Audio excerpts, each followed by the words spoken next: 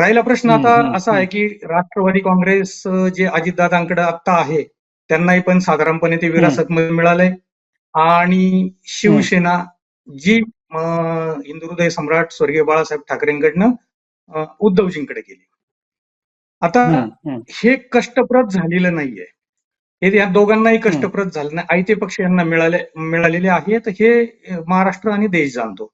तर त्यामुळे हम्म, पक्ष उभारणीचे जे कष्ट आहेत, पक्ष उभारणीचे जे हम्म, कष्ट आहेत हे या दोघांनाही करावे लागलेले नाहीयेत आणि हे यांना विरासतमध्ये सगळ्या गोष्टी मिळालेल्या आहेत.